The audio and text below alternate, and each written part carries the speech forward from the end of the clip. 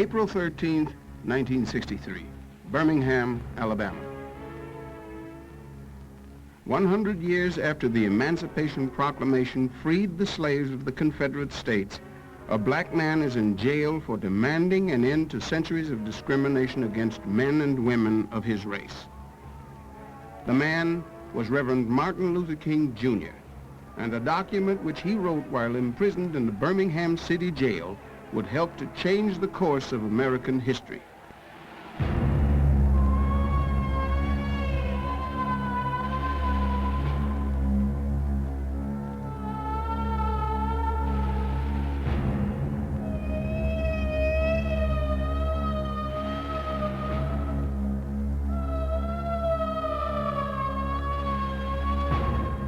The 14th Amendment to the Constitution of the United States guarantees all Americans equal protection under the law.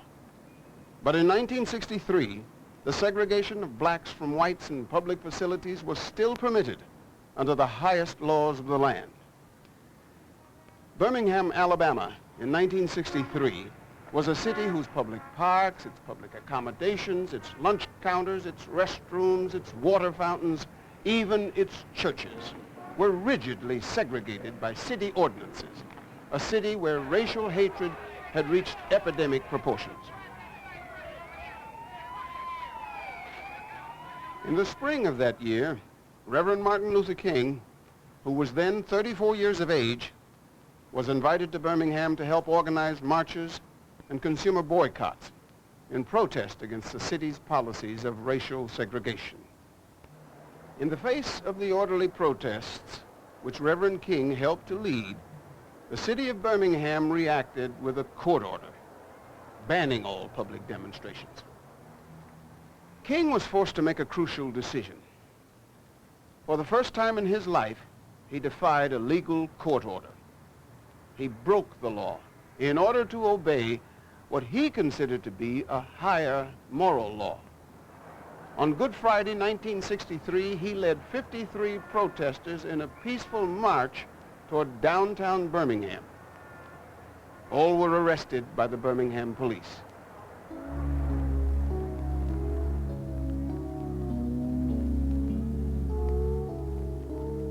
King had once said that he was not willing to kill, but that he was willing to die for the cause he believed in. The way of nonviolence demonstrated that day by Martin Luther King was an example of a new kind of courage. And the decision he made that day in Birmingham was to mark a turning point in the struggle for human rights.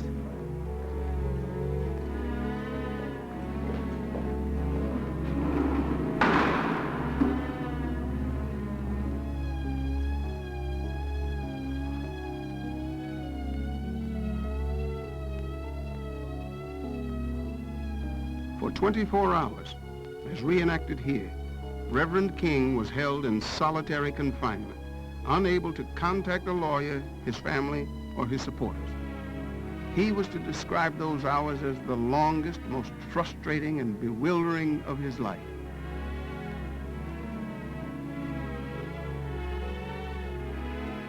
On the day that King was jailed, a Birmingham newspaper published an open letter to him, drafted by 8 Alabama clergymen who were considered to be moderates on issues of civil rights. The clergymen were Catholic, Protestant, and Jewish, and all were white. I'd like to read over this letter and get your approval before it's sent. Good idea. We are now confronted by a series of demonstrations by some of our Negro citizens, directed and led, in part, by outsiders. We recognize the natural impatience of people who feel that their hopes are slow in being realized. But we are convinced that these demonstrations are unwise and untimely.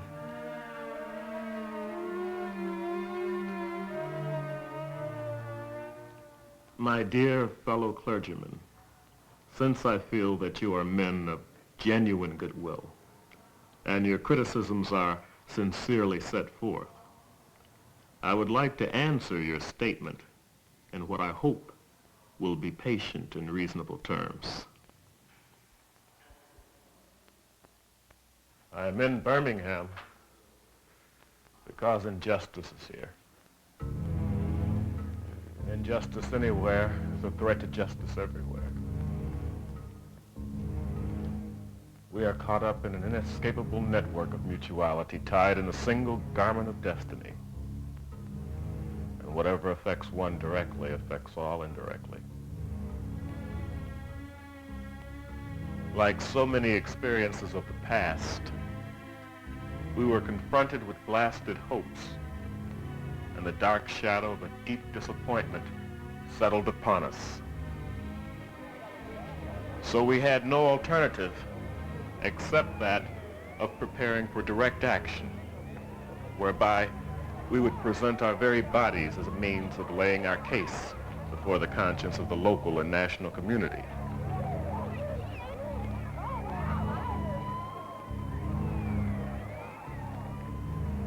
In Birmingham, recent public events have given indication that we all have the opportunity for a new, constructive, and realistic approach to racial problems.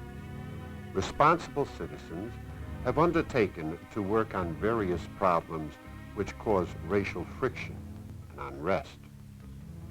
Because of this, we strongly urge our own Negro community to withdraw support from these demonstrations and to unite locally in working peacefully for a better Birmingham.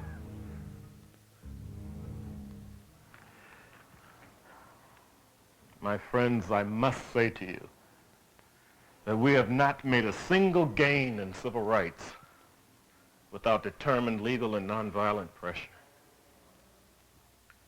We know from painful experience that freedom is never voluntarily given by the oppressor.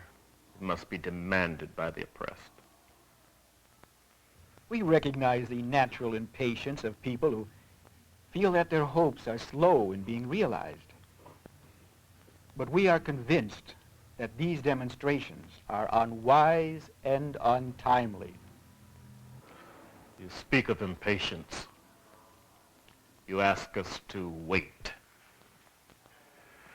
For years now, I've heard this word, wait. It rings in the ear of every Negro with a piercing familiarity.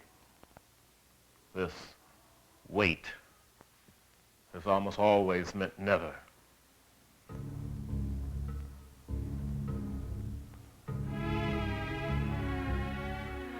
We have waited for more than 340 years for our constitutional and God-given rights. And we still creep at horse and buggy pace toward the gaining of a cup of coffee at a lunch counter. I guess it's easy for those who have never felt the stinging darts of segregation to say, wait. But when you have seen vicious mobs lynch your mothers and fathers at will, and drown your sisters and brothers at whim, when you have seen hate-filled policemen curse, kick, brutalize, and even kill your black brothers and sisters with impunity, when you see the vast majority of your 20 million Negro brothers smothering in an airtight cage of poverty in the midst of an affluent society, when you are humiliated day in and day out by nagging signs that read white and colored, when your first name becomes nigger and your middle name becomes boy, however old you are, when you are harried by day and haunted by night by the fact that you are a Negro, when you are forever fighting a degrading sense of nobodiness, then you will understand why we find it difficult to wait. When rights are consistently denied, a cause should be pressed in the courts and negotiations among local leaders, and not in the streets. We appeal to both our white and Negro citizenry to observe the principles of law and order and common sense.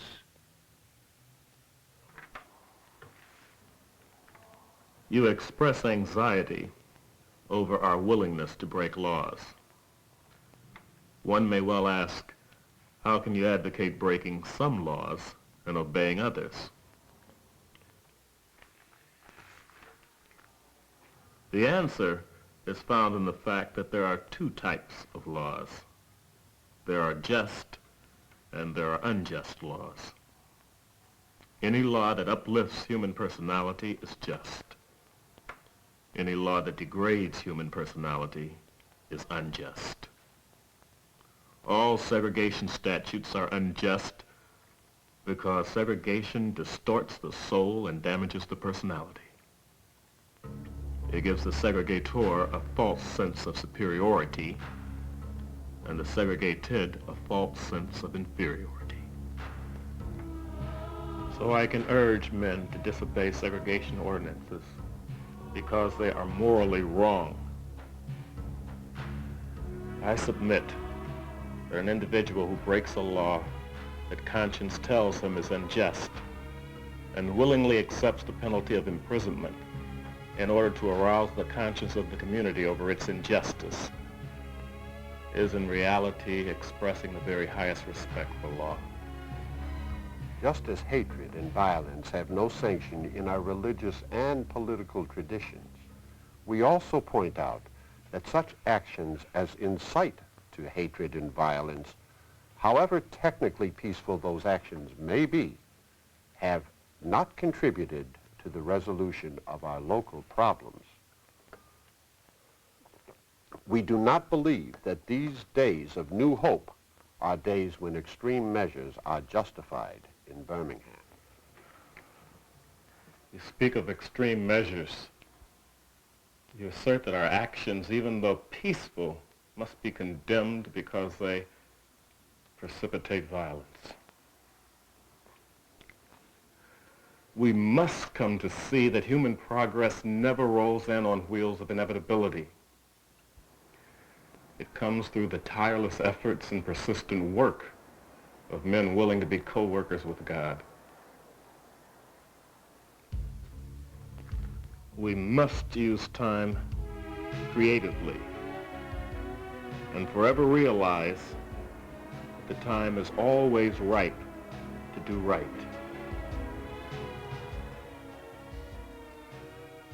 Now is the time to make real the promise of democracy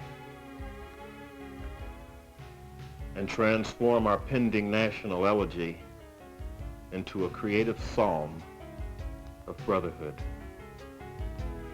Now is the time to lift our national policy from the quicksand of racial injustice to the solid rock of human dignity.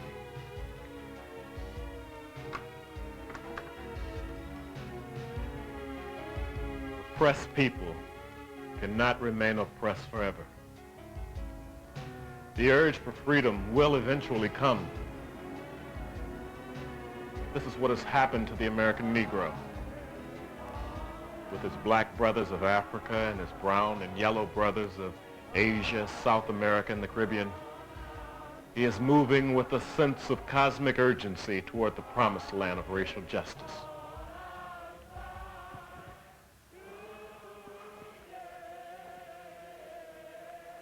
I suppose I should have realized that few members of a race that has oppressed another race could understand or appreciate the deep groans and passionate yearnings of those who had been oppressed.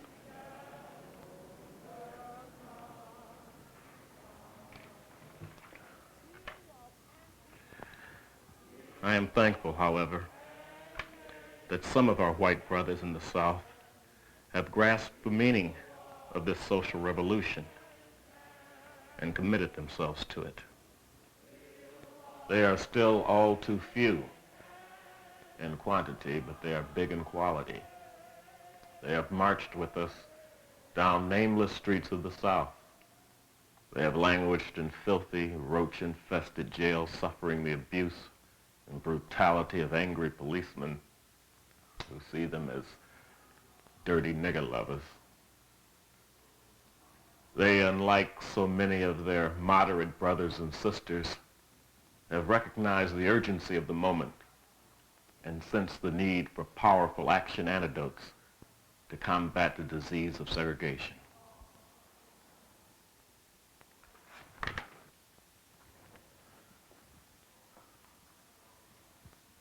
I had hoped that each of you would understand. But again, I've been disappointed. I have heard numerous religious leaders in the South call upon their worshipers to comply with the desegregation decision because it is the law.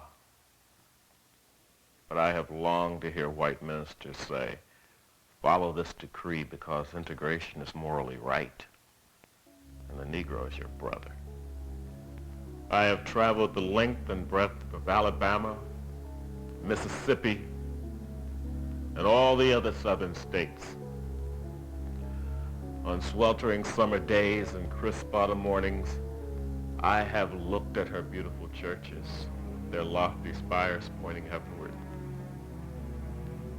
Over and over again, I have asked myself, what kind of people worship here? Who is their God? Where were their voices of support when tired, bruised, and weary Negro men and women decided to rise up from the dark dungeons of complacency to the bright hills of creative protest?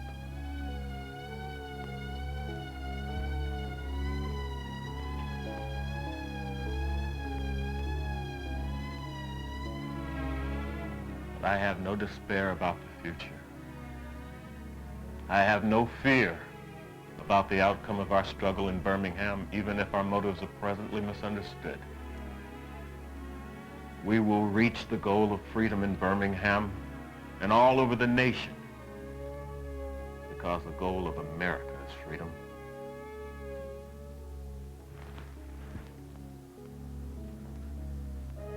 Used and scorned though we may be, our destiny is tied up with the destiny of America.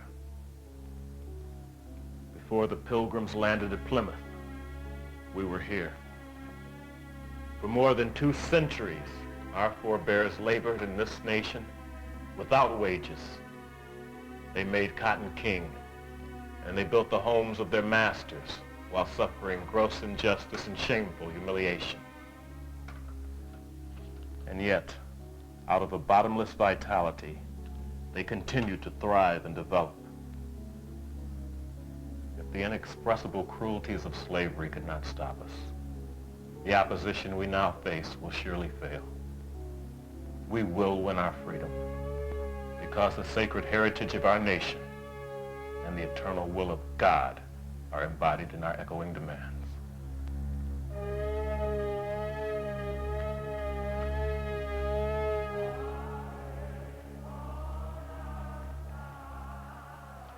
One day, the South will recognize its real heroes. They will be the James Merediths, courageously and with a majestic sense of purpose facing jeering and hostile mobs and the agonizing loneliness that characterizes the life of the pioneer. They will be old, battered, oppressed Negro women, symbolized by a 72-year-old woman of Montgomery, Alabama, who rose up with a sense of dignity and with her people decided not to ride on segregated buses, and responded with ungrammatical profundity to one who inquired about her weariness. My feet is tired, but my soul is rested. They will be the young high school and college students, young ministers of the gospel and a host of their elders, courageously and nonviolently sitting in at lunch counters and willingly going to jail for conscience sake. One day the South will know that when these disinherited children of God sat down at lunch counters, they were in reality standing up for what is best in the American dream, and thereby carrying our whole nation back to those great wells of democracy that were dug deep by the Founding Fathers in their formulation of the Constitution and the Declaration of Independence. I hope this letter finds you strong in the faith.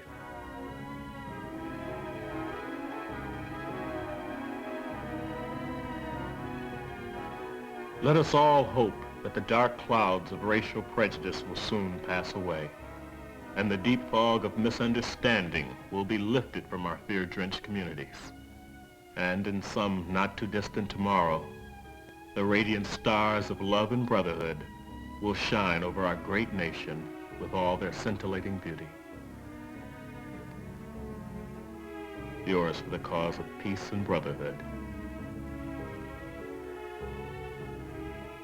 Martin Luther King, Jr.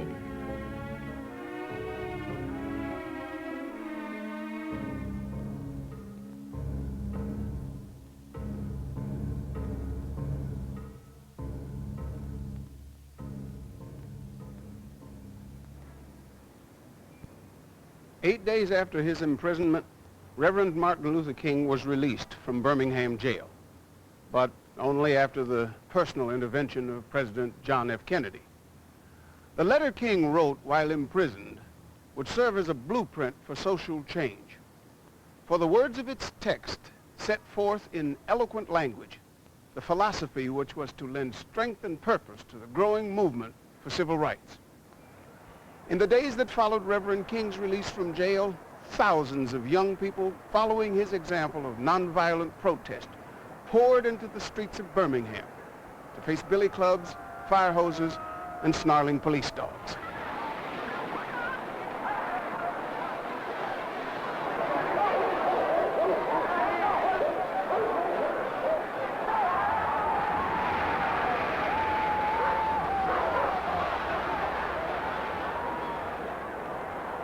At the height of their demonstrations, the jails of the city overflowed with more than 2,600 black Americans, many of them high school students.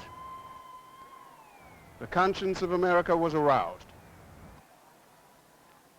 As a result, the demands that Martin Luther King had presented to the city of Birmingham were met. And 4 months later, on August 28, 1963, the ranks of the demonstrators swelled to 250,000 strong as blacks and whites together converged on Washington to call for an end to racial discrimination in America. In 1964, the Civil Rights Act was passed, and for the first time, racial discrimination was expressly forbidden in American public schools, the workplace, and in public accommodations. In the same year, 1964, Reverend Martin Luther King, Jr. was awarded the Nobel Peace Prize. Then, 4 years later, on April 4th, 1968, Reverend King, while continuing his fight to achieve implementation of the civil rights laws, was shot dead by a sniper in Memphis, Tennessee. He was 39 years of age. The guiding light of the civil rights movement in America was dead. But his words would live on to inspire all those who continued to struggle to make real his vision of freedom and dignity for all mankind. I still have a dream. It is a dream deeply rooted in the American dream. I have a dream that one day this nation will rise up and live out the true meaning of its creed. We hold these truths to be self-evident, that all men are created equal.